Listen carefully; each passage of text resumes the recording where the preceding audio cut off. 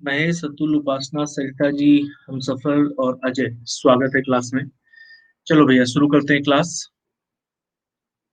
ये जो odd timing की क्लास है जिसमें आप लोग आ नहीं रहे हैं समय से, शुरू करते हैं। चलो जितने लोग आ गए हैं, प्रैक्टिस सेशन ऑन रीजनिंग। पहला क्वेश्चन देने जा रहे हैं आप लोगों की स्क्रीन पर, देखिए और बताइए क्या उत्तर आएगा। ये रहा आपके सामने पहला प्रश्न, बताइए।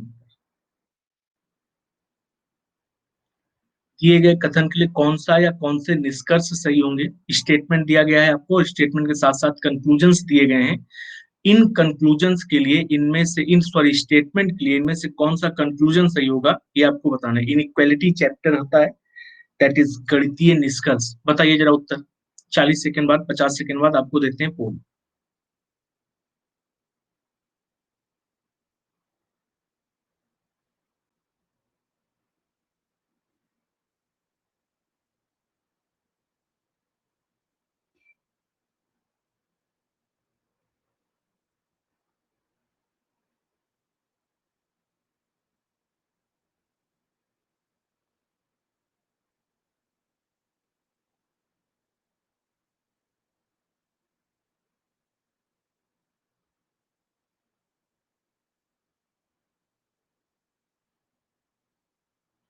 और पहले प्रश्न का पोल देने चल रहे हैं अब हम लोग, ठीक है। ध्यान से करना, बताना सही उत्तर क्या आएगा।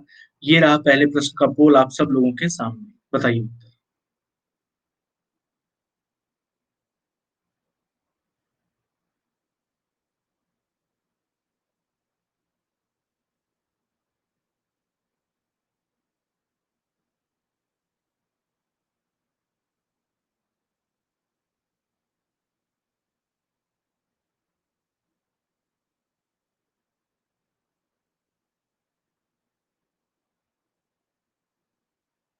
ओके, 60% सही उत्तर आए हैं। अंगद, लौकुश, अजय, समा, पूजा, विनीत, वेलकम, नमस्ते, स्वागत है आप सबका। भैया देखो, इनइक्वालिटी के क्वेश्चंस करना मैं आप लोगों को सिखा चुका हूँ ऑलरेडी, पहले भी, अभी आगे फिर सीखेंगे कैसे करते हैं। स्टेटमेंट जो हमको दिया गया है, इस स्टेटमेंट को क्या करेंगे, देखो दो अलग अलग स्टेटमेंट है ना। E is equal to G greater than equal to H equal to N comma, ये पहला स्टेटमेंट है। दूसरा स्टेटमेंट यहाँ से स्टार्ट हो रहा है, ठीक है। तो सबसे पहला काम क्या करना पड़ेगा, दोनों स्टेटमेंट को मर्ज करने का। अब जब आप मर्ज करेंगे दोनों स्टेटमेंट को बच्चा, तो मर्ज कैसे होगा, ये E is equal to J sorry G greater than equal to H is equal to N.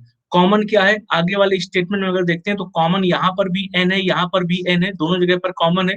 बच्चा एन से आगे जब जोड़ेंगे तो N is equal to M है, बस यहीं से इसको कनेक्ट कर दिया, N is equal to M. M क्या है बच्चा, लेस देन इक्वल टू है किससे, एफ से, तो M less than equal to F हो गया। और एफ क्या है, लेस देन है किससे, सी से।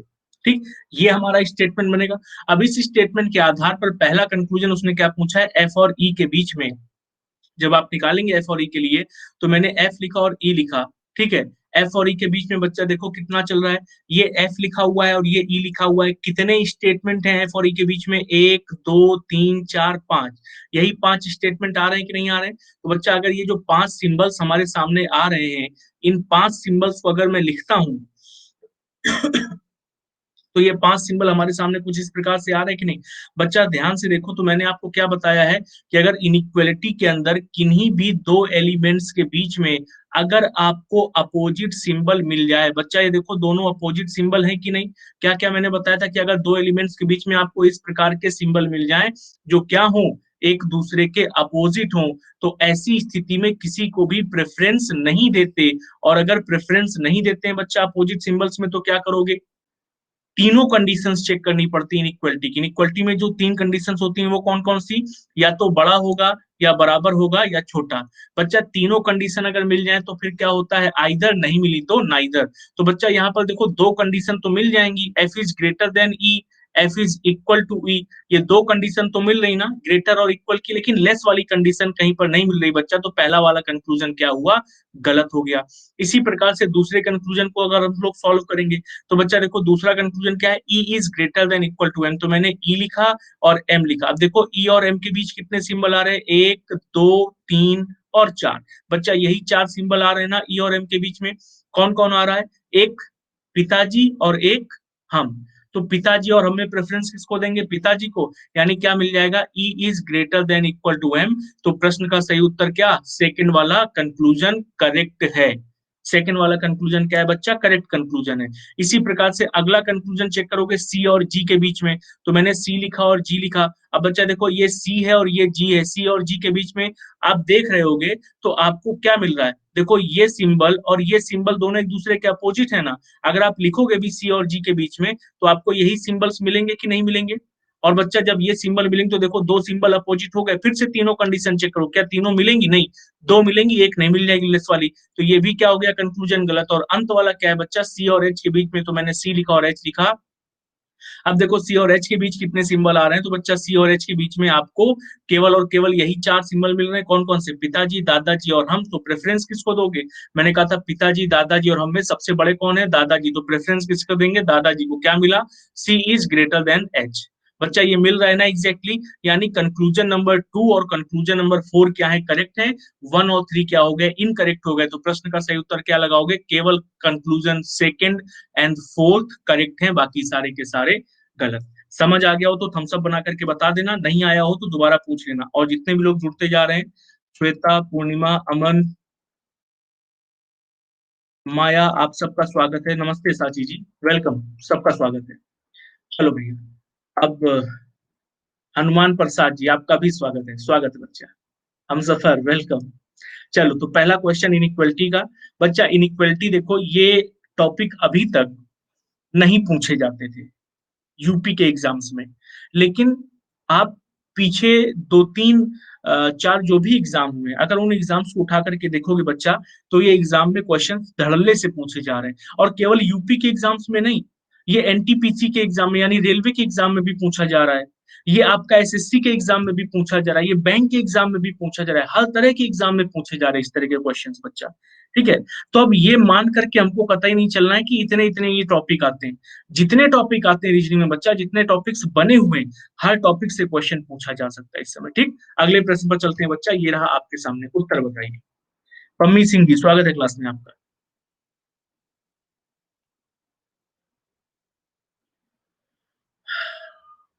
अंतिम समय कौन सा हो सकता है जिसमें कार्य प्रारंभ कर वह कार्यक्रम से पहले अपना होमवर्क पूरा कर सकती है। बिल्कुल हम सफर, कुछ नहीं कह सकते आयोग क्या पूछेगा। क्यों, क्योंकि वैकेंसीज कम निकलती हैं, कैंडिडेट्स ज्यादा होते हैं, तो पहले ही राउंड में कई सारे कैंडिडेट्स को बाहर रखने के लिए, बाहर करने के लिए पेपर टफ बनाया जाएगा। अंकुर, वेलकम। चलो भैया, इस प्रश्न को जल्दी से उत्तर बताइए मुझे।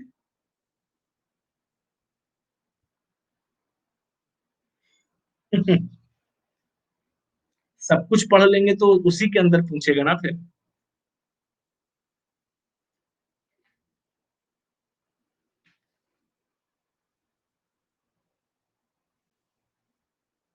और इस प्रश्न का पोल देने जा रहा हूं मैं अब आप लोगों को, जरा बताइएगा इस प्रश्न का सही उत्तर क्या आएगा भैया। ये रहा आपके सामने पोल, उत्तर बताइए। प्रश्न बड़ा सिंपल है, केवल लैंग्वेज हो सकता है परेशान करे, प्रश्न बड़ा सिंपल है। धराशायी होते हुए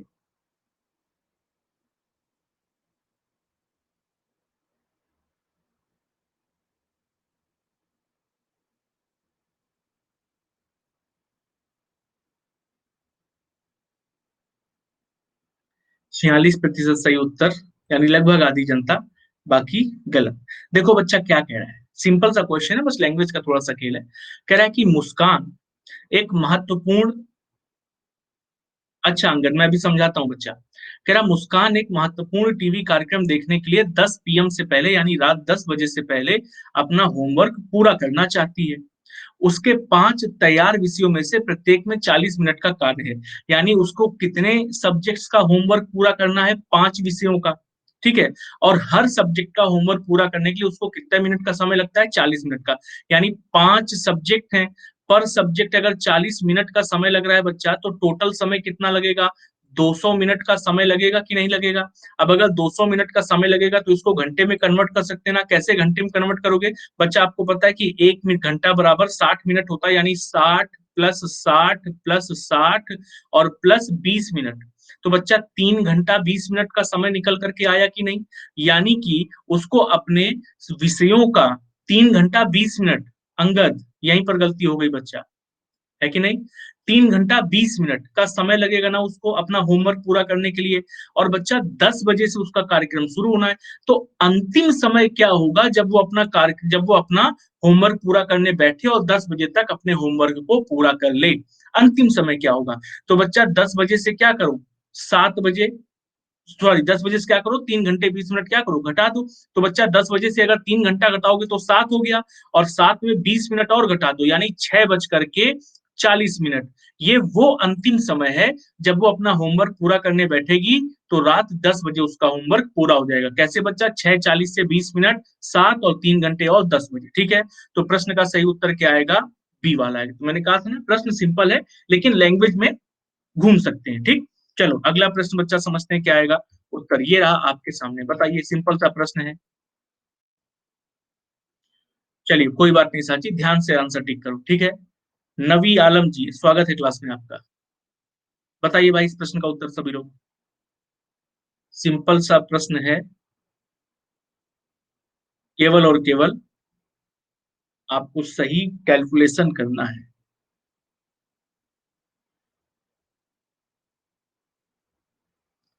और ये डिवाइड लिखा हुआ है, प्लस ना समझ लेना, ये डिवाइड, ठीक है, प्लस ऊपर लिखा हुआ है। और मैं 40 सेकंड बाद इसका पोल दे दूंगा आपको।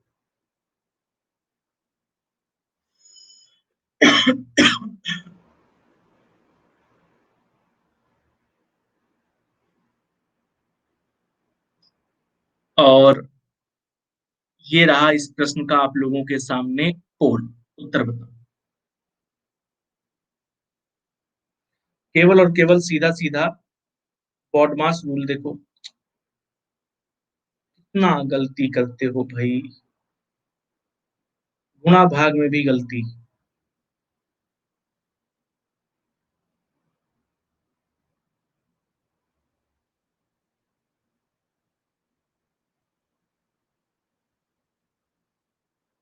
अब बताओ, 40% लोग इसको सही किए, नॉर्मल गुणा भाग है। बॉडमास, दो जगह प्लस नहीं है हनुमान, हमने बताया था ना कि ये प्लस लिखा है और ये डिवाइड लिखा हुआ है, उसको एक जैसा मत समझ लेना। प्लस और डिवाइड है, देखो, डिवाइड यहाँ पर लिखा हुआ है ना, डिवाइड मीन्स एडिशन, है ना।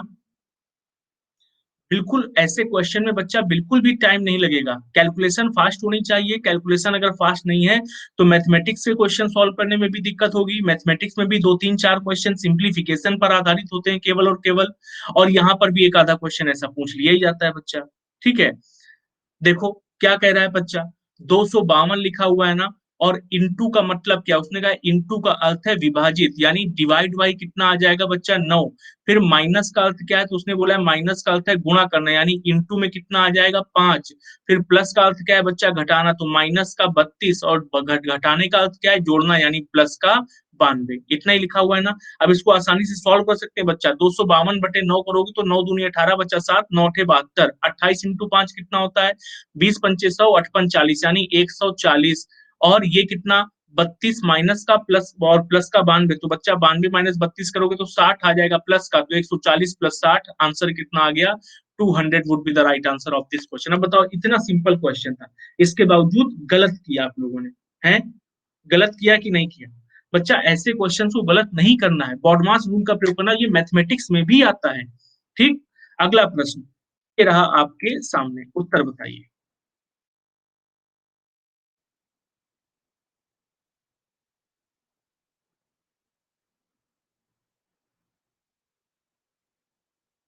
पंक्ति में कितनी लड़कियां हैं?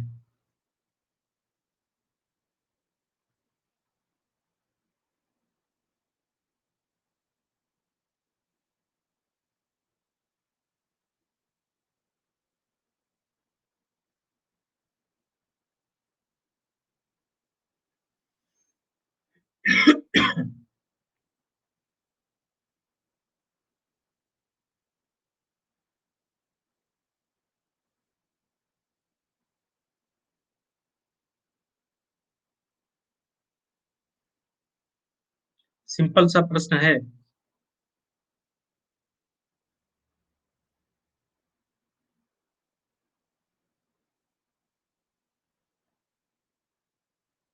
10 सेकेंड बाद इसका पोल देते हैं आपको।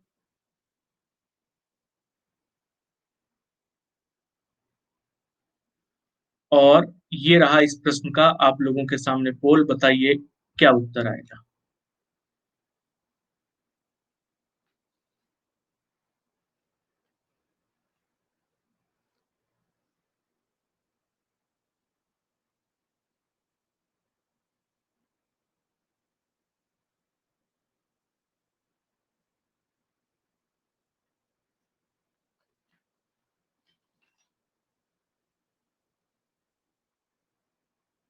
इतनी खराब स्थिति, विश्वास नहीं हो रहा है मुझे इस प्रश्न के लिए, इतनी खराब स्थिति पर हूँ।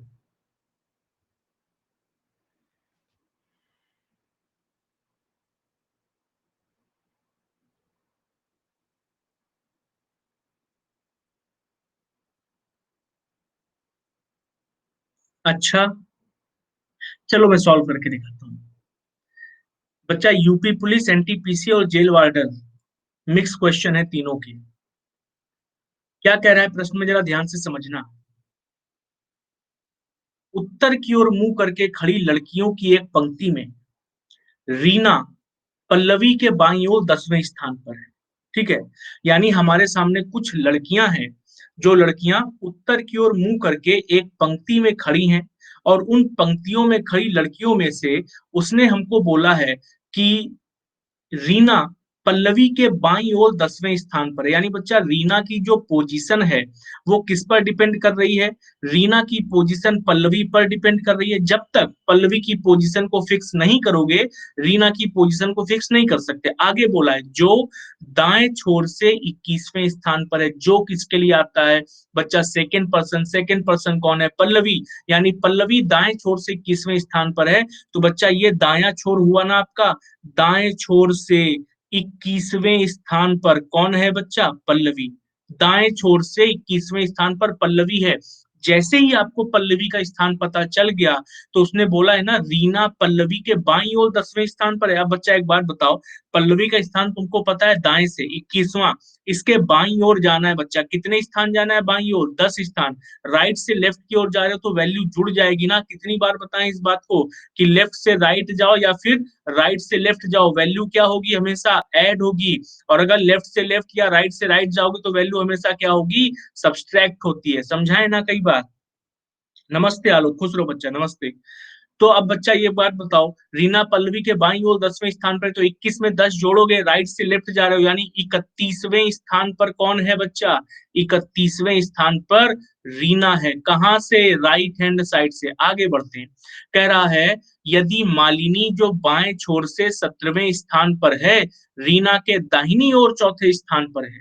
यानी बच्चा मालिनी के दो प्लेसेस दिए गए। मालिनी को दो प्लेसेस दिए गए। कौन कौन से दो प्लेसेस दिए गए? मालिनी का बाएं छोर से स्थान इंडिविजुअल दिया गया है 17, और दूसरा स्थान किस पर डिपेंड कर दिया? रीना के दाहिनी ओर चौथे स्थान पर। बच्चा, रीना का स्थान कहां से पता है? दाई ओर से 31वां। इसके दाई ओर ही जाना है बच्चा। कितना? चौथा स्थान। वापस राइट से राइट पर जाओगे तो देखो क्या करोगे? सब्सट्रैक्ट, यानी 31 में से 4 को सब्सट्रैक्ट करोगे, कितना आएगा? ये 27 निकल करके आएगा। किसका स्थान आएगा? मालिनी का। कहां से? राइट हैंड साइड से। मालिनी का एक स्थान राइट हैंड साइड से 27 हो गया। ठीक। और दूसरा स्थान उसने बोला है बच्चा, मालिनी बाएं छोर से 17वें स्थान पर है। यानी मालिनी का यही स्थान जो राइट से 27 है, दाएं से कितना है बच्चा? 17 है। ठीक। एक ही व्यक्ति का दोनों तरफ से अगर पोजीशन पता चल जाए, एक ही व्यक्ति का दोनों तरफ से अगर पोजीशन पता चल जाए, तो बच्चा टोटल वैल्यू क्या है निकाल सकते हैं ना। मालिनी का स्थान हमको लेफ्ट से भी पता है, मालिनी का हमको स्थान राइट से भी पता है। तो बच्चा, दोनों का स्थान अगर हमको पता है, लेफ्ट से 17 और राइट से 27 जोड़ करके -1 करो, 17 और 27 कितना होता है? 44 माइनस 1। तो प्रश्न का उत्तर 43 आया कि नहीं? ये हो गया option number B would be the right answer of this question. आया समझ कि नहीं आया? प्रश्न का भी सही था, प्रश्न का पोल भी सही था, आंसर भी सही था। मालिनी 27 नहीं आया। अच्छा ठीक है, रमन स्वागत है बच्चा क्लास में। देखो मालिनी 27 कैसे आई है बच्चा, उसने हमसे क्या बोला है, स्टेटमेंट को जरा ध्यान से पढ़ो। ठीक है, स्टेटमेंट को ध्यान से पढ़ो, क्या बोला है। मालिनी जो बाएं छोर से 17वें स्थान पर है, मालिनी जो बाएं छोर से 17वें स्थान पर है, रीना के दाहिनी ओर चौथे स्थान पर है। बच्चा रीना के दाहिनी ओर चौथे स्थान पर है, मालिनी के दो स्थान दिए गए हैं। मैं अलग से इसका फिगर बना देता हूँ मालिनी वाले के लिए। बच्चा ये हमारे सामने स्थिति है। अच्छा एक बात बताओ, मालिनी का स्थान किस पर डिपेंड कर रहा है, रीना पर। और रीना का स्थान आपको पता है ना, रीना 31वें स्थान पर है, कहां से, राइट हैंड साइड से। ध्यान से समझना बच्चा, रीना 31वें स्थान पर है राइट हैंड साइड से। क्या बोला उसने, मालिनी जो बाएं छोर से 17वें स्थान पर है। तो बच्चा मालिनी का एक स्थान बाएं छोर से कितना है, यानी लेफ्ट से 17 है। दूसरा, रीना के दाहिनी ओर चौथे स्थान पर, यानी जहां कहीं भी रीना बैठी है ना, उसके दाईं ओर जाओगे 4 स्थान तो मालिनी का स्थान मिल जाएगा। बच्चा रीना का स्थान कहां से पता है, राइट हैंड साइड से। कहाँ जाने के लिए बोल रहा है आपको, फिर से दाहिनी ओर। कितना जाना है, 4 स्थान। बच्चा रीना के प्लेस से दाहिनी ओर जरा जाओ, कितने स्थान, 4 स्थान। बच्चा एक बात बताओ, अभी अभी मैंने बताया ना कि अगर राइट से वापस राइट में जा रहे हो या लेफ्ट से वापस लेफ्ट में जा रहे हो तो माइनस कर देते हैं। बच्चा राइट से ही पता है रीना का स्थान, वापस कहाँ जा रहे हैं, राइट में 4 प्लेस माइनस करेंगे ना तो 31 - 4 कितना होता है, 27। ये किसका स्थान आया, ये मालिनी का स्थान आया। कहाँ से, बेस वैल्यू क्या है, रीना है ना। तो बच्चा रीना का स्थान अगर राइट से पता है तो मालिनी का स्थान भी राइट से। और एक वैल्यू उसने देखो बाएं छोर से 17वें स्थान पर है, इंडिविजुअल दिया है, यानी लेफ्ट से स्थान मालिनी का कितना है, 17, और राइट से कितना है बच्चा, 27। बस प्रश्न का उत्तर निकल आया।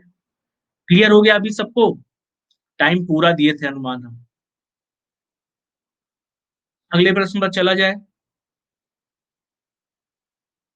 चलो उपेंद्र प्रताप जी स्वागत है क्लास में आपका। बच्चा ये रहा अगला प्रश्न आप लोगों के सामने, उत्तर बताइए।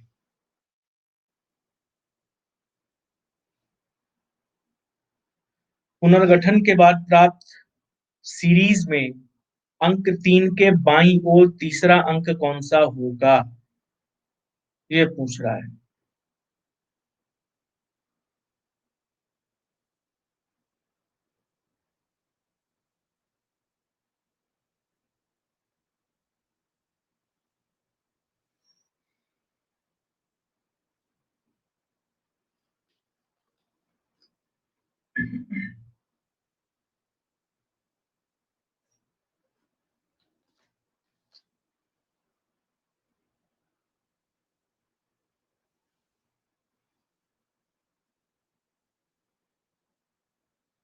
हाँ बच्चा पोल दे रहे हैं।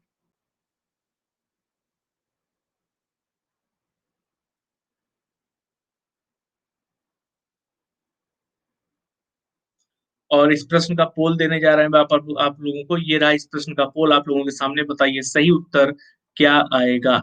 ये रहा पोल। सुधांशु मिश्रा जी स्वागत है क्लास में।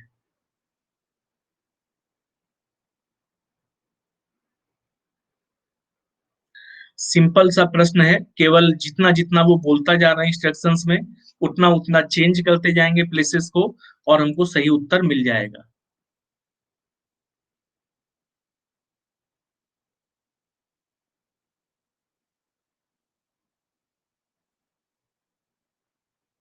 55% लोगों ने सही उत्तर किया है, 57% लोगों ने। काफी सारे लोग डी पर भी हैं। बच्चा देखो क्या कह रहा है प्रश्न में हमसे, हमको संख्या दी गई है 39128564। क्या संख्या दी गई है, 39128564। अब इसको चेंज करना है, कैसे कैसे चेंज करना है, उसने बोला है संख्या के दूसरे और 8वें अंक को बदल दिया जाए। बच्चा दूसरा अंक, टोटल कितने अंक है, 2 2 4 2 6 और 8, दूसरे को 8वें से बदल दिया जाए, यानी 4 और 9 की स्थिति बदल दी गई। फिर कह रहा है इसी प्रकार चौथे और 5वें को बदल दिया जाए बच्चा, तो चौथा और 5वां यानी 8 और 2 की स्थिति बदल दो। फिर क्या बोल रहा है, पहले और छठे अंक को बदल दिया है, तो पहला बच्चा 3 है, छठा अंक क्या है, 5, तो यहाँ पर 5 आ जाए और यहाँ पर क्या आ जाए, 3 आ जाए। और फिर उसने बोला है तीसरे और 7वें अंक को भी बदल दिया जाता है, तो तीसरा यानी 1 और 6 को भी आपस में बदल दिया जाए। इस प्रकार बदलने पर उसने हमसे कहा है कि जो नई श्रृंखला बनेगी, जो नया क्रम हमको प्राप्त होगा, उसमें अंक 3 के बाईं ओर तीसरा अंक कौन-सा है? तो बच्चा ये लिखा हुआ है ना आपका अंक 3, इसके बाईं ओर तीसरा, तो बच्चा 1, 2 और 3, एक बार यहाँ पर क्या आ गया बच्चा? बाईं ओर जा रहे हैं तो तीसरा अक्षर कौन-सा निकल कर के आया? 6 निकल कर के आया, यानी अंक 3 के बाईं ओर तीसरा अक्षर 6 हो जाएगा। ये हमारा प्रश्न हो गया, ठीक? चलो अगले प्रश्न पर चलते हैं बच्चा। ये रहा अगला प्रश्न आप लोगों के सामने। देखिए और प्रश्न का सही उत्तर बताइए। धनंजय दुबे और पुनीता जी, स्वागत है क्लास में आप लोगों का।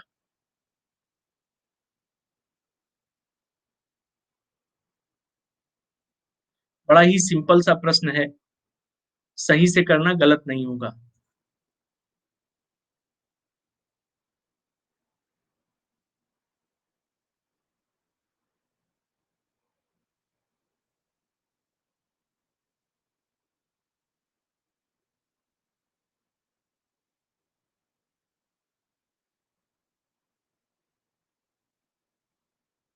और पोल देने जा रहे हैं अब इस प्रश्न का आप लोगों को, ठीक है।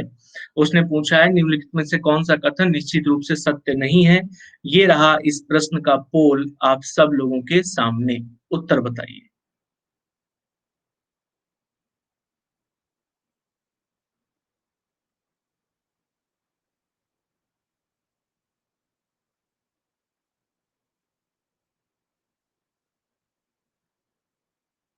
केवल एक लाइन का प्रश्न है ब्लड रिलेशन का, इससे सिंपल ब्लड रिलेशन का प्रश्न नहीं मिल सकता है।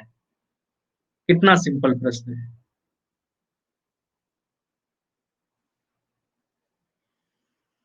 हम्म, चलो भैया, 73%, 75% लोगों ने इस प्रश्न का उत्तर सही दिया है, बाकी सारे लोगों का है गलत। क्या कह रहा है प्रश्न, जरा ध्यान से समझते हैं।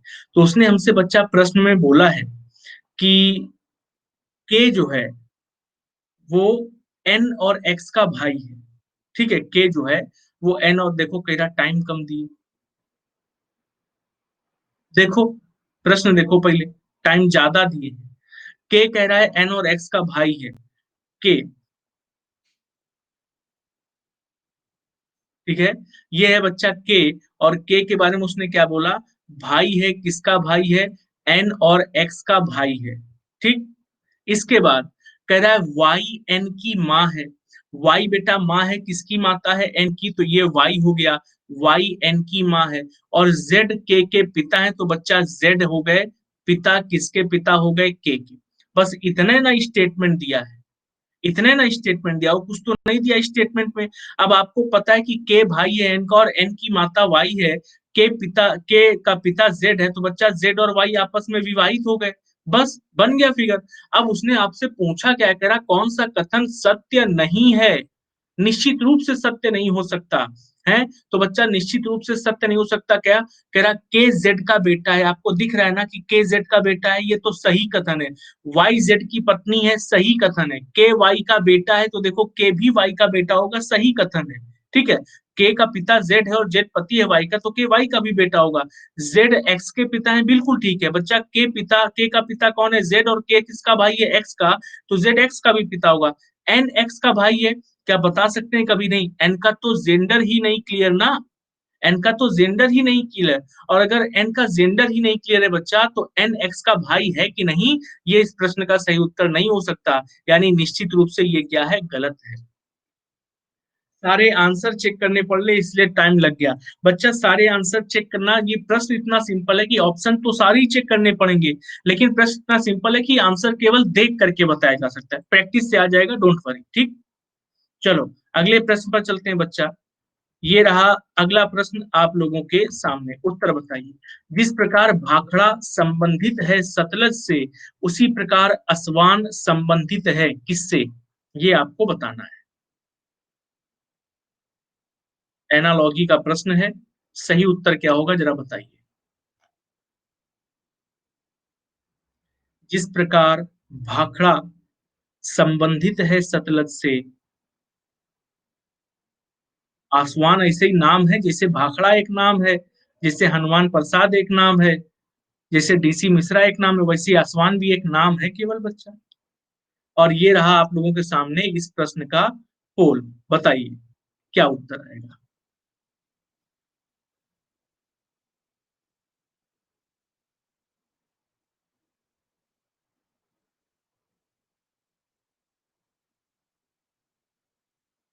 जनरल नॉलेज का प्रश्न है।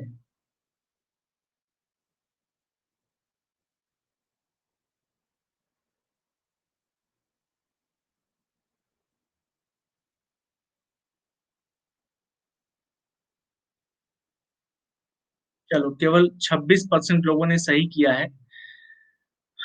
अच्छा, आसवान क्या है ये तो कॉमन सेंस लगा करके हम लोग समझ सकते हैं। कैसे भाखड़ा संबंधित है, कह रहा सतलज से। तो बच्चा, भाखड़ा नागल बांध के बारे में सुने हो कि नहीं सुने हो? हैं? भारत का एक प्रसिद्ध डैम है, बांध है। ठीक है, भाखड़ा नागल बांध कहाँ पर बना हुआ है? सतलज नदी पे बना हुआ है। ठीक है, तो बच्चा, भाखड़ा नागल बांध जो है वो सतलज नदी पर बना हुआ है। आ, हाँ, एकदम सही बताया सरिता जी ने।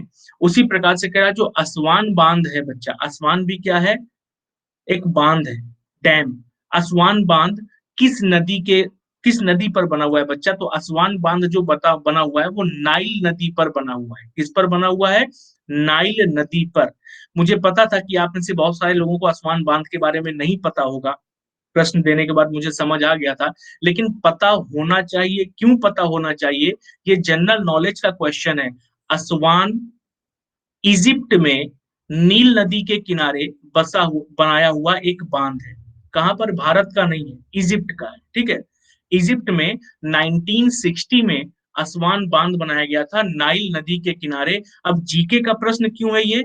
जीके का प्रश्न बच्चा इसलिए है क्योंकि ये दुनिया का सबसे बड़ा तटबंधीय बांध है। दुनिया का सबसे बड़ा तटबंधीय बांध।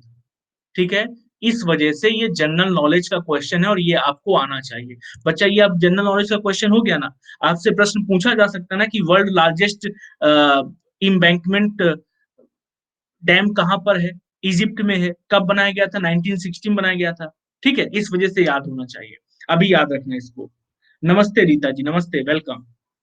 चलो, तो भैया इस प्रश्न का उत्तर हो गया नाइल नदी। ठीक है, अगले प्रश्न पर चलते हैं बच्चा। ये रहा आप लोगों के सामने।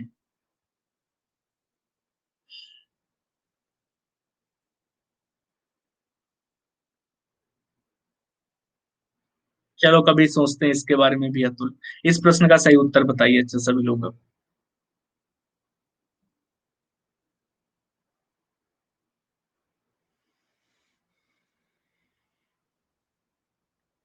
भाषा देख करके डर ना जाना, क्वेश्चन सिंपल है। पता चला भाषा देख करके घूम गए, रही ये सब क्या चल क्या रहा है, क्या लिखा हुआ है। हाँ, पोल दे रहे हैं बच्चा। भाई, बाकियों को भी समय दे दो, कम से कम 20 सेकंड का तो समय दो बाकियों का।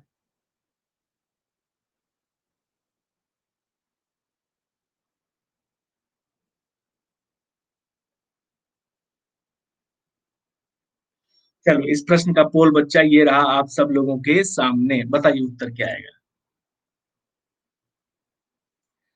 बड़ा ही सिंपल सा प्रश्न है। अच्छा, हमारे हर प्रश्न सिंपल होते हैं, कठिन कोई नहीं लाते हम। ऐसे लाते हैं जो आप लोग कर सको।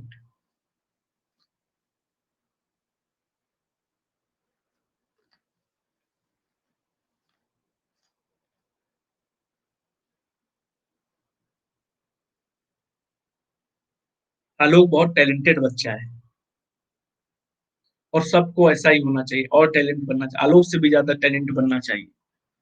चलो, इस प्रश्न का सही उत्तर बच्चा, 78% लोगों ने आंसर कर दिया है। सही उत्तर क्या आएगा जरा बताते हैं। ठीक है, ये हमारे सामने बच्चा, ये दुनिया भर के ऊपर जो चीज लिखी है ये सब ना पढ़ो, ये सब टाइम बर्बाद करने के लिए लिखा हुआ है। प्रश्न देख करके समझ जाना चाहिए कि क्या पूछ रहा है हमसे। ये बच्चा, हमारे सामने एक पेपर सीट है। इस पेपर सीट को फोल्ड किया गया है, फोल्ड करके काटा गया है। अब हमसे क्वेश्चन क्या पूछेगा कि सीट फैलाने पर कौन सा उत्तर मिलेगा हमको, सीट फैलाने पर कौन सा हमको मिलेगा। ठीक है, वो भी सही हो जाएगी बच्चा। अच्छा, अब देखो, ये जो हमारे सामने बच्चा पेपर सीट है, इस पेपर सीट को फोल्ड किया गया और काटा गया। फोल्ड कैसे किया गया होगा? देखो ये जो लाइन बनी ना, इस लाइन से, यानी सबसे पहले बच्चा देखो ऊपर की ओर फोल्ड किया गया है, ऊपर की ओर फिर यहाँ पर लेफ्ट साइड में फोल्ड किया गया है। तो अब फोल्ड करने के बाद फिर एक ये आकृति काटी गई है हमारे सामने, कौन सी? ये जो आकृति दिख रही, ठीक। अब जब इसको अनफोल्ड करोगे बच्चा, तो अनफोल्ड करने पर हमको यही आकृति वापस से राइट साइड में भी मिलेगी कि नहीं मिलेगी? कौन सी आकृति? ये आकृति, ठीक है, ये सर्कल, और फिर ये आकृति मिलेगी ना। अब जब इसको नीचे की ओर फोल्ड करोगे तो सेम आकृति हमको फिर से मिलेगी कि नहीं मिलेगी? ये भी आकृति हमको मिलेगी ना बच्चा, यहाँ पर भी, ठीक है। ये भी आकृति हमको मिलेगी, ये, और ऐसी आकृति हमको कहां पर मिलेगी बच्चा? यहाँ पर भी मिल जाएगी। तो ये जो आकृति हमको मिलती हुई नजर आ रही है, ये कहां पर नजर आ रही है हमको मिलती हुई? केवल और केवल आकृति नंबर डी में नजर आ रही ना। तो बच्चा अगर आकृति नंबर डी में नजर आ रही, तो यही क्या हुआ? हमारे प्रश्न का सही उत्तर हो गया। हाँ, सारे टाइप के क्वेश्चन आ सकते हैं, पेपर कटिंग और पेपर फोल्डिंग का क्वेश्चन हो गया। अगले प्रश्न पर चलते हैं बच्चा, ये रहा आपके सामने प्रश्न। बताइए इसका सही उत्तर क्या आएगा? जो इतिहास को भूल जाते हैं वो इसकी पुनरावृत्ति से घृणा करते हैं।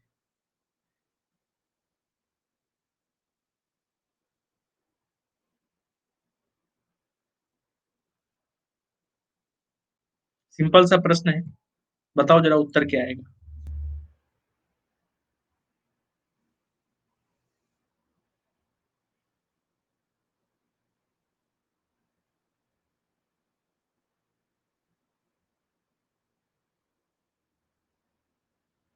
और सिंपल सा प्रश्न है, इसलिए मैं पोल देने जा रहा हूँ इसका जल्दी, ठीक है। पूर्व धारणा बतानी है, ये रहा आप लोगों के सामने पोल, बताइए जरा उत्तर क्या आएगा।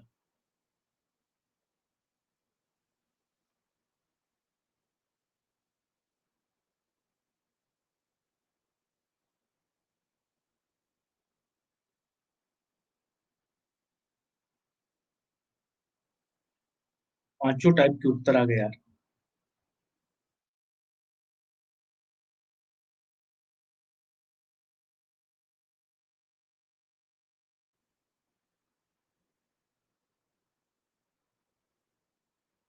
ओके, तो हाँ, 45% लोगों ने प्रश्न का जो उत्तर दिया हुआ है वो क्या दिया हुआ है? ई। बाकी लोगों ने प्रश्न का उत्तर ए बी सी डी सब दिया हुआ है। ए और सी पर 20-20% क्या है? बच्चा जरा ध्यान से समझना, पूर्व धारणा का मतलब क्या होता है, अजम्पशन का मतलब क्या होता है, क्या सोच करके स्टेटमेंट दिया गया, ठीक है, क्या सोच करके स्टेटमेंट दिया गया। उसने हमको स्टेटमेंट में क्या बोला है बच्चा? कह रहा है स्टेटमेंट में जो इतिहास को भूल जाते हैं वो उसकी पुनरावृत्ति से घृणा करते हैं। अब इस स्टेटमेंट को बोले जाने के बाद बच्चा क्या पूर्व धारणा निकाली जा सकती है? इसका मतलब है कि जिस भी व्यक्ति ने ये स्टेटमेंट में दिया हुआ है, जिस भी व्यक्ति ने ये स्टेटमेंट बोला है, उसके दिमाग में क्या चल रहा होगा कि जो व्यक्ति इतिहास को भूल जाते हैं ना, वो उसकी पुनरावृत्ति से घृणा करते हैं। इसका मतलब कुछ व्यक्ति इतिहास भूल जाते हैं, ये सही बात लिखी हुई है कि नहीं लिखी हुई है? कुछ व्यक्ति इतिहास भूलते हैं, ये बिल्कुल सही बात लिखी हुई है, ठीक। अब इसका दूसरा लॉजिक क्या हो सकता है? अगर बच्चा कुछ व्यक्ति इतिहास भूलते हैं, तो इसका मतलब है कि कुछ व्यक्ति ऐसे भी होते होंगे जो इतिहास नहीं भूलते। कुछ व्यक्ति ऐसे भी होते होंगे जो इतिहास नहीं भूलते। इसका मतलब है सभी व्यक्ति इतिहास नहीं भूलते हैं।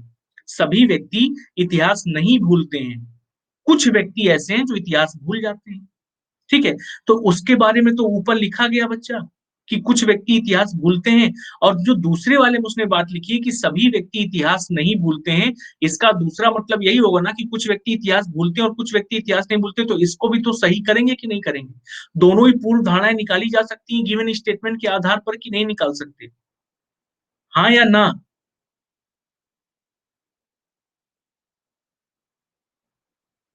अरे हाँ या ना बताओगे कि नहीं बताओगे? समझ आया कि नहीं आया? ऑडियो वीडियो क्लियर है? हम सुनाई दे रहे हैं, दिखाई दे रहे हैं कि नहीं दिखाई दे रहे हैं? कैसे, हमको कमेंट में आंसर नहीं आ रहा है? मतलब कमेंट आप लोगों का नहीं दिख रहा है हम लोगों को? यह वो एक बड़ी विकट समस्या हो गई है, कमेंटे नहीं नजर आता। चलो भैया ठीक है, हम ऐसा मान रहे हैं कि ये आपको समझ आ गया। जब आपका कमेंट आना शुरू होगा तो बता देना कि भैया आया कि नहीं आया। अगले प्रश्न पर चलते हैं तब तक हम लोग, ठीक है। अगला प्रश्न बच्चा, अच्छा इस प्रश्न का उत्तर हम लोगों ने दोनों पूर्व धारणाएं निकाली जा सकती हैं, तो इस प्रश्न का सही उत्तर क्या हो गया, ई वाला, कि अगर दोनों पूर्व धारणाएं एक और दो अंतर्निहित है। अगला प्रश्न ये रहा आप लोगों के सामने, उत्तर बताइए जरा।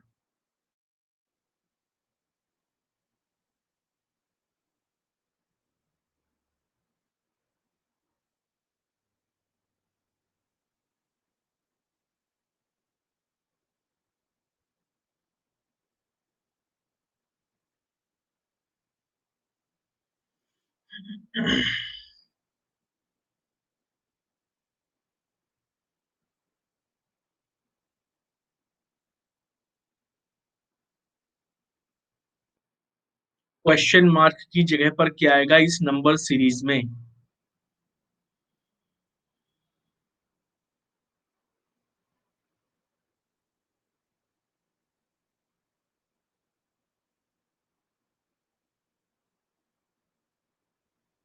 10 सेकेंड बाद मैं आपको देता हूं पोल।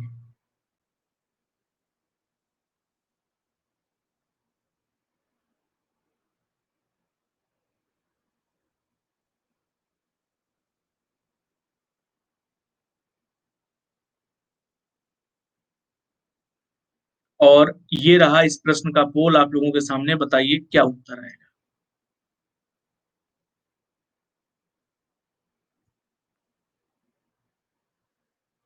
क्या पोल आया आप लोगों के पास?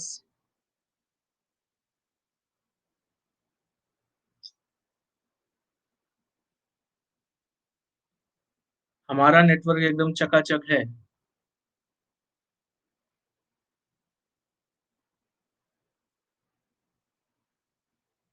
पोल ही नहीं पहुंचा।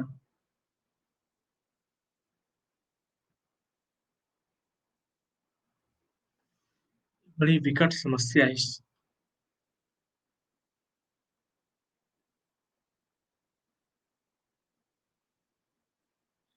रिफ्रेश करता हूं मैं इसको अपने एंड से।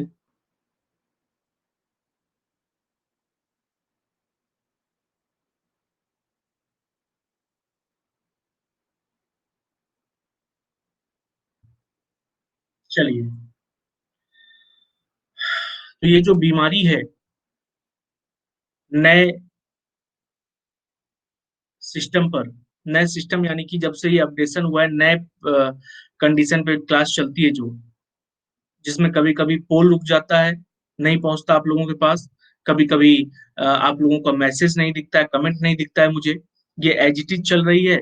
तो भैया मैं इस प्रश्न का उत्तर आपको बताने चल रहा हूँ, आप लोग कंपेयर कर लेना आपने सही किया या गलत किया, ठीक है? क्योंकि मुझे यहाँ पर ना तो पोल जाता हुआ नजर आ रहा है ना कमेंट दिख रहा है। बच्चा देखो इस प्रश्न का सही उत्तर क्या आएगा। हमें क्या दिख रहा है, 11, 10, ठीक है, क्वेश्चन मार्क है, 100, 101 करके। तो अगर इसके आधार पर बच्चा प्रश्न का उत्तर निकालेंगे कि क्या उत्तर निकला, तो ये हमारे सामने क्या लिखा हुआ है, 1000 लिखा हुआ है, ये लिखा हुआ है 10,001। 1000 और 10,001 बच्चा जोड़ा कितना गया है, मल्टीप्लीकेशन चल रहा है निश्चित तौर पे। 11 से अगर हम कहां पर आ रहे हैं, 10,000 पर, तो मल्टीप्लीकेशन तो निश्चित तौर पे चल रहा है। यहां पर क्या किया गया है, 11 से 10 पर गए बच्चा, तो इंटू वन माइनस वन कर सकते हैं कि नहीं कर सकते हैं? अगर 11 से 10 देखा जाए तो इंटू वन माइनस वन कर सकते हैं। तो बच्चा अगर इंटू वन माइनस वन करेंगे तो हमको कितना मिल जाएगा, इंटू वन माइनस वन करने पर 10 मिल जाएगा। अच्छा, अगर इंटू वन माइनस वन करने पर 10 मिल रहा है तो अगला क्या करें बच्चा, यहाँ पर तो समझ नहीं आ रहा। ठीक है, अब आना शुरू हुआ। हाँ, अब आना शुरू हुआ है कमेंट तुम लोगों का, अब कमेंट दिख रहे हैं मुझे। तो मैं इसका पहले पोल दे दूं, पोल पर आंसर करोगे पहले? ठीक, बच्चा ये रहा इस प्रश्न का पोल आप लोगों के सामने, बताइए उत्तर।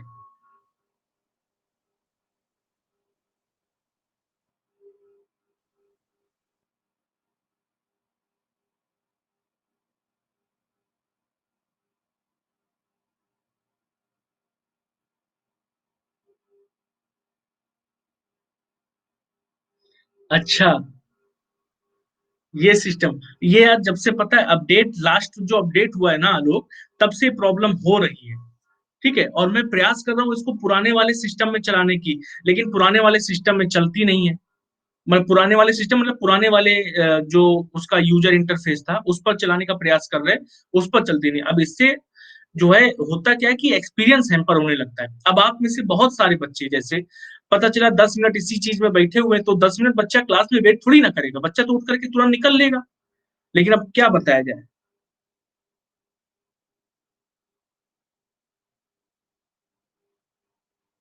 हाँ, ये भी एक समस्या है। लैपटॉप में ये बहुत सारे बच्चे बता रहे हैं उनके लैपटॉप में या तो क्लास खुलती नहीं है या फिर क्लास का जो है पोल बहुत देर से चलता है उनका। क्या बताया जाए, अब इसके बारे में बात करनी पड़ेगी ऊपर। बच्चा इस प्रश्न का उत्तर जैसे किसी ने अभी बताया था मुझे क्या चल रहा है, -1 चल रहा है और फिर इंटू 10 प्लस का 1, -1 इंटू 10 प्लस का 1। बच्चा मैंने 10 - 1 किया तो मुझे कितना मिल गया, 11 मिल गया। सॉरी, 11 - 1 किया तो मुझे कितना मिल गया, 10 मिल गया ना यहाँ पर। तो बच्चा यहाँ पर -1 किया। अच्छा, 100 से 1001, ये कितना लिख रहा है बच्चा, इंटू 10 प्लस का 1 नजर आ रहा है ना, 1001 से कहां पर आ रहे हैं, 1000 पर। यानी बच्चा ये क्या मिल रहा है कि -1, 1001 से -1 1000 पर आ गए। बच्चा आगे बढ़े, 1000 से 10001 यानी इंटू 10 प्लस का 1 फिर से नजर आ रहा है ना, 1000 इंटू 10 करोगे 10,000 और प्लस का 1 इस पर, तो बच्चा कितना मिल जाएगा। हर जगह आपको क्या मिल रहा है, -1 इंटू 10 प्लस 1, -1 इंटू 10 प्लस 1। तो बच्चा यहाँ पर भी -1 इंटू 10 प्लस 1 हुआ होगा कि नहीं हुआ होगा। तो 10 इंटू 10 कितना हुआ, 10 100 और प्लस का 1 कितना हो जाएगा बच्चा, 101। यानी क्वेश्चन मार्क कीजिएगा 101। तो प्रश्न का सही उत्तर क्या हो गया, 101 would be the right answer of this question.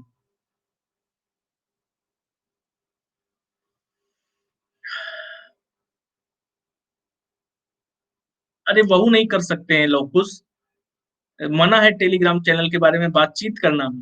पहले कर सकते थे, अब नहीं कर सकते हैं। मतलब यहाँ लाइव क्लास के दौरान उस पर चर्चा नहीं कर सकते बच्चा। कांटेक्ट नंबर देखो अंगद, शायद मिल जाए। प्रोफाइल जो आप लोग जो ऐप डाउनलोड करते हैं ना, कौन सा ऐप डाउनलोड करते हैं, अनअकैडमी लर्निंग ऐप वाला, उसमें देखो शायद कोई ऑप्शन होता है जिसमें जो है आप अपनी बात कह सकते हैं। एक बार जरा ट्राई करना उस पर। ये रहा अगला प्रश्न बच्चा, उत्तर बताइए।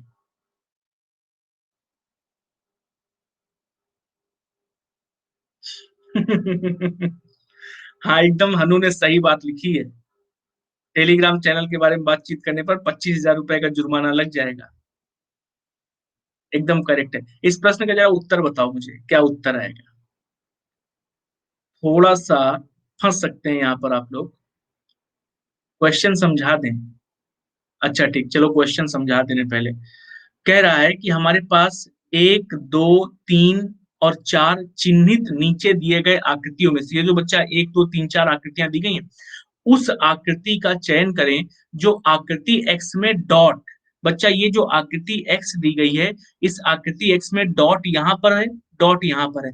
कह रहा आकृति एक्स में डॉट के स्थान की समान शर्तों को संतुष्ट करती है। दैट इज, आपको ये बताना है कि जैसे आकृति एक्स में एक डॉट यहाँ पर तथा एक डॉट यहाँ पर रखा गया, अब उसके पीछे कोई ना कोई लॉजिक होगा कि यहाँ पर डॉट क्यों रखा गया, यहाँ पर डॉट क्यों रखा गया। ठीक, ऐसी ही स्थिति के आधार पर इनमें से किस फिगर पे डॉट्स को रखा जा सकता है, ये प्रश्न उसने पूछा हमसे। तो अब कहो तो हम बोल दें या पहले इसको समझा दें, क्योंकि नए टाइप का प्रश्न है, अभी तक तुम लोगों ने इस टाइप का किया नहीं होगा। तो पहले इसको आंसर बता दें यहीं पर या पोल दें।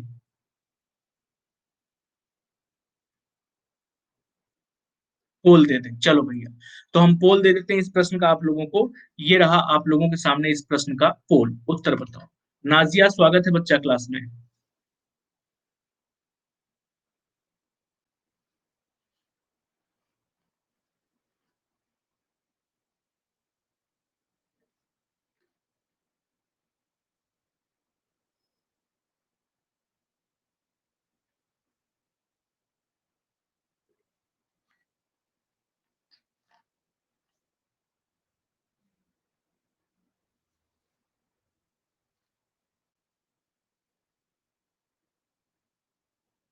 चलो बच्चा, कोई बात नहीं बच्चा, कोई बात नहीं। हम इसीलिए अलार्म लगा कर सोते हैं, नींद हमको भी आ जाती है दोपहरिया में। अच्छा, इस प्रश्न का सही उत्तर क्या होगा, जरा ध्यान से समझना बच्चा। इस फिगर को आप देख रहे हैं तो डॉट की स्थिति क्या है। डॉट को अगर आप देखेंगे तो सर्कल के अंदर डॉट है, इसके बाद ये बच्चा स्क्वायर के अंदर डॉट है। यानी एक डॉट की जो स्थिति है, एक डॉट की जो स्थिति है बच्चा एक डॉट की स्थिति कहां पर है? सर्कल और स्क्वायर के अंदर, ट्रायंगल से बाहर है। ठीक, यानी डॉट नंबर 1 की अगर हम लोग बात करें तो बच्चा ये सर्कल और स्क्वायर के अंदर है। और दूसरे डॉट की स्थिति देखो तो सर्कल बाहर है, सर्कल के अंदर नहीं है डॉट, किसके अंदर है? ट्रायंगल के और स्क्वायर के। अब आपको करना क्या है बच्चा, आपको आपको ऐसी ही स्थिति पता करनी है कि जो डॉट है ना, वो डॉट सर्कल और स्क्वायर तथा ट्रायंगल और स्क्वायर के अंदर रखे जा सके। बच्चा पहले वाले फिगर को देखो, अगर पहले वाले फिगर को देखोगे तो सर्कल और स्क्वायर के अंदर तो डॉट रख सकते हैं, देखो जरा, सर्कल और स्क्वायर के अंदर तो डॉट रख सकते हैं, लेकिन क्या ट्रायंगल और स्क्वायर के अंदर डॉट रख सकते हैं क्या? अगर मैं ट्रायंगल और स्क्वायर के अंदर कहीं पर भी डॉट रखता हूं तो उसके अंदर सर्कल भी आ जाता है, उसके अंदर सर्कल भी आ रहा है ना। या अगर मैं डॉट को यहां पर रखूं या मैं डॉट को यहां पर रखूं तो बच्चा स्क्वायर बाहर होता जा रहा है। सर स्क्वायर और ट्रायंगल का केवल इतना ही एरिया तो मेरे पास कॉमन है, लेकिन अगर मैं यहाँ पर डॉट रखता हूं तो ये डॉट तो सर्कल के अंदर भी आ रहा है, जबकि बच्चा सर्कल के अंदर दूसरा वाला डॉट नहीं होना चाहिए, यानी पहला वाला गलत। ठीक, अ, जल्दी क्या जगते हैं? जब से अभी इधर बीच में तबीयत खराब हुआ था तब से थोड़ा सा योगा करना शुरू कर दिए सवेरे उठ करके, इसलिए जल्दी जग जाते हैं आजकल। अच्छा, इसी प्रकार से बच्चा दूसरे वाले में जरा देखो। ठीक है, दूसरे वाले पे, दूसरे वाले में अगर बच्चा ध्यान देखोगे तो हमको सर्कल और स्क्वायर के अंदर, बच्चा देखो ये सर्कल, ठीक है, और ये क्या? स्क्वायर। सर्कल और स्क्वायर के अंदर बच्चा एक डॉट ला सकते हैं ना। अच्छा, दूसरा डॉट कहां पर लाना है? ट्रायंगल और स्क्वायर के अंदर। तो अगर बच्चा देखोगे ट्रायंगल और स्क्वायर के अंदर भी तो सर्कल को हटा करके ट्रायंगल और स्क्वायर के अंदर डॉट ला सकते हैं ना, यानी दूसरा वाला सभी शर्तों को पूरा कर रहा है। अच्छा, तीसरे वाले पे बच्चा देखोगे तो कहां पर? देखो जरा, हम स्क्वायर और ट्रायंगल के अंदर तो ला सकते हैं, स्क्वायर और ट्रायंगल के अंदर तो ला सकते हैं, लेकिन क्या सर्कल और स्क्वायर के अंदर केवल ला सकते हैं क्या? बच्चा सर्कल सर्कल और स्क्वायर के अंदर केवल और केवल नहीं ला पा रहे हैं, वहां पर ट्रायंगल भी आएगा। बच्चा ये भी गलत होगा। यहां पर देखोगे तो कहा सर्कल और स्क्वायर के अंदर तो यहां पर तो ले आए, लेकिन क्या केवल ट्रायंगल और स्क्वायर के अंदर ला सकते हैं? नहीं ला सकते। बच्चा ये नए टाइप का नॉन वर्बल रीजनिंग का प्रश्न है, नए टाइप के नॉन वर्बल रीजनिंग का। ठीक है, मुझे मिल गया तो मैंने इसको ले आप लोगों के सामने रखा है, और आगे मैं कोशिश ये करूंगा कि लगभग हर दूसरी क्लास में इसका एक क्वेश्चन कराएं। ठीक है, प्रश्न का सही उत्तर क्या होगा बच्चा? ऑप्शन नंबर 2 वाला। ठीक, अगले प्रश्न पर चलते हैं अब। ठीक, अगला प्रश्न बच्चा ये रहा आप लोगों के सामने, प्रसार चित्र को मोड़ने पर कौन सी आकृति प्राप्त होगी?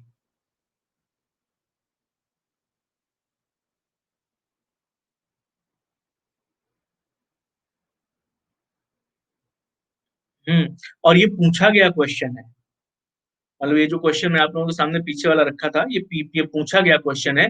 और पूछा कहाँ गया? सीसेट के क्वेश्चन में पूछा गया था। इस प्रश्न, ये तो सिंपल है, खैर इसका तो उत्तर सब लोग दे लोगे, बताओ जल्दी से।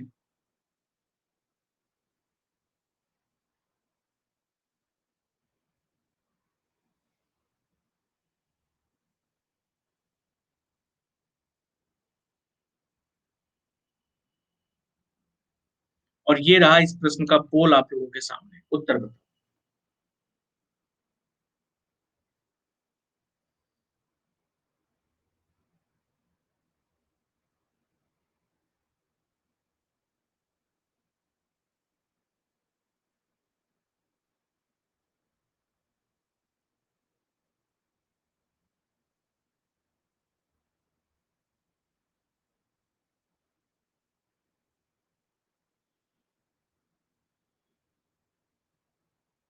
39% लोगों ने केवल सही दिया, बाकी सबका गलत।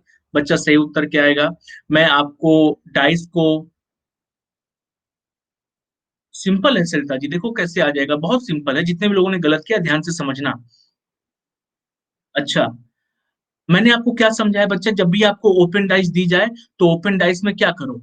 अल्टरनेट वाले एक दूसरे के अपोजिट होते हैं। अल्टरनेट पे मतलब बच्चा, अगर आपने इस पहले वाले बॉक्स को उठाया, पहले वाले बॉक्स को उठाया तो बच्चा इसका अल्टरनेट क्या पड़ेगा? ये, यानी ये एक दूसरे के अपोजिट होंगे, ये एक दूसरे के अपोजिट होंगे। बच्चा अब ये भी एक दूसरे के अपोजिट होंगे, यानी एक ये जो ब्लैंक स्पेस है ये दूसरे ब्लैंक स्पेस के अपोजिट होगा। और तीसरा बच्चा ये बच्चा और ये बच्चा, यानी ये दोनों क्या हो जाएंगे? ये दोनों एक दूसरे के अपोजिट हो जाएंगे। ठीक है, ये दोनों एक दूसरे के अपोजिट हो जाएंगे। अब मैं आपको बता चुका हूं कि बच्चा, डाइस के अंदर जो चीज साइड में लिखी होगी वो कभी अपोजिट नहीं हो सकती। जो चीज साइड में लिखी है वो कभी अपोजिट नहीं हो सकती। जरा डाइस नंबर 1 को देखो बच्चा। डाइस नंबर 1 में यहाँ पर ये और दो हमारे पास ये अपोजिट होने चाहिए, लेकिन एक ब्लैंक स्पेस बच्चा और है। अगर एक ब्लैंक स्पेस अगर बच्चा और है, तो बच्चा ये दो ब्लैंक स्पेस एक दूसरे के साइड में आ सकते हैं, या ये दो ब्लैंक स्पेस एक दूसरे के साइड में आ सकते हैं। बन सकता है ना, पहला वाला फिगर पॉसिबल फिगर है। दूसरे वाले को देखो बच्चा। दूसरे वाले में एक सर्कल के अपोजिट में ब्लैंक स्पेस है। मतलब अब अगर ध्यान से समझना बच्चा, ऊपर अगर ये सर्कल है तो एक इस सर्कल के जस्ट अपोजिट में ब्लैंक स्पेस होगा। दो ब्लैंक स्पेस है बच्चा हमारे सामने, और एक सर्कल के अपोजिट। अब अगर एक सर्कल के अपोजिट ब्लैंक स्पेस है, तो बच्चा ये दोनों ब्लैंक स्पेस तो एक दूसरे के साइड में नहीं आ सकते ना। लेकिन देखो साइड में लिखे हुए हैं, ये भी एक दूसरे के अपोजिट होने चाहिए। इसका मतलब है ये बी वाला चित्र गलत है। बच्चा सी वाला भी बन सकता है कि नहीं? ए वाले फिगर को ही रोटेट करके मैं सी पर कन्वर्ट कर सकता हूँ ना, यानी सी वाला भी बन सकता है। बच्चा क्या डी वाला बन सकता है इसका? नहीं। ये दोनों दिखाया था ना मैंने, अपोजिट है, जबकि ये देखो अगल बगल लिखे हैं नियर बाई साइड्स में, यानी डी वाला भी नहीं बन सकता। तो दो पॉसिबल फिगर कौन से हैं? एक ए वाला और एक सी वाला। तो प्रश्न का सही उत्तर क्या लगाएंगे? Option number A. ठीक है, अभी समझ आया जितने लोगों का गलत हो गया था कि कैसे करना है। अपोजिट और नियर बाई कंडीशंस को ध्यान में रखना होता है केवल। ठीक, अगले प्रश्न पर चलते हैं बच्चा। ये रहा अगला प्रश्न आप लोगों के सामने, उत्तर बताइए। अंतिम प्रश्न आज की क्लास का है, देखिए जल्दी से, उत्तर बताइए, और फिर शाम को 7 बजे केबीसी वाली क्लास में मिलते हैं।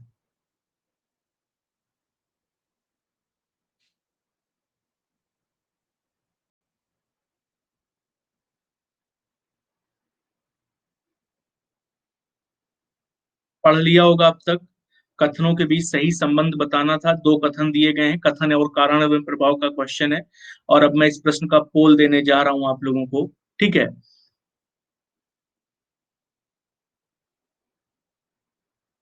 ठीक। ये रहा इस प्रश्न का पोल आप लोगों के सामने, उत्तर बताइए।